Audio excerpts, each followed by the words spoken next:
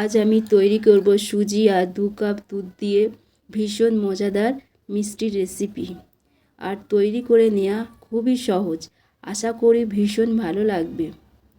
নমস্কার বন্ধুরা, সোনালী কুকিরে সবাইকে স্বাগত জানিয়ে আজ আমি আরও একটি নতুন ভিডিও নিয়ে চলে এসেছি আপনাদের সামনে। আশা করি এই রেসিপি আপনাদের কাছে মজার এবং অসাধারণ রেসিপি। আর বাজার থেকে আমরা না কিনে এইভাবে ঘরে যদি তৈরি করে নেই তাহলে অনেক টাকা বেঁচে যাবে। তাহলে চলুন রেসিপি তৈরি করি।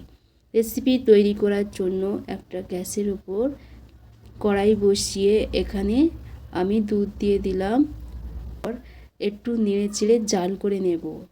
যেহেতু কাঁচা দুধ একটু জাল করে নিতে হবে। আপনারা যদি পাউডার দুধ দিয়ে বানাতে চান তাহলে দুধটা ভালো করে ফুটিয়ে নেবেন। এরপর এর মধ্যে দিয়ে দিচ্ছি চিনি আমি দিচ্ছি মেজারমেন্ট কাপে 1 কাপ। আপনারা চাইলে এখানে চিনিটা বেশি কম ব্যবহার করতে পারেন। মিষ্টি আপনারা বেশি খেলে তাহলে বেশি করে দেবেন। আর এখানে আমি 4 চামচ দিয়ে দিলাম সুজি। 4 চামচ সুজি দিচ্ছি এখানে। 4 চামচ সুজি দেওয়ার পর একটু ভালোভাবে নেড়ে নিচ্ছি, যে দানা দানা ভাবটা না থাকে মিশ্রণ করে নিতে হবে। আর এখানে দিয়ে দেব নারকেলের পাউডার। আপনারা বাড়িতে যদি নারকেলের পাউডার না থাকে আপনারা নারকেল নিয়ে দিতে পারেন। এইভাবে আমি নারকেলের পাউডার দিয়ে দিলাম। তারপর ভালোভাবে মিশিয়ে নিতে হবে। আর এই কাজটি করতে সময় দিয়ে তৈরি করবেন। আর গ্যাসের ফ্লেম কমিয়ে দিয়ে এইভাবে অনবরত নাড়াচাড়া করে নিতে হবে। এরপর সুন্দর ফ্লেভার আসার জন্য এলাচের পাউডার 1 চামচ দিলাম, দিয়ে একটু ভালো করে মিশিয়ে নিতে হবে। এই ফ্লেভারটা খুব সুন্দর আসবে। আর এইভাবে নাড়াচাড়া করে নিতে হবে। এখনও পর্যন্ত যারা লাইক করেননি লাইক করে দেবেন। আপনাদের একটা লাইকে অনেক দূর এগিয়ে যেতে সাহায্য করবে। তৈরি করে নেব। আর এর মধ্যে একটু দিয়ে দিচ্ছি লেবুর রস।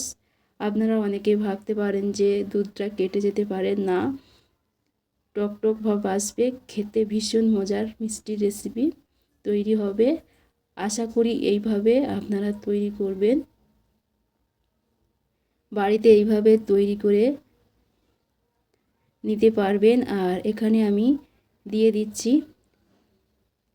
পাউডার দুধ দিচ্ছি, এতে করে খুব সুন্দর ফ্লেভারটা আসবে এবং ডোয়ের আকারে তৈরি করে নিতে হবে।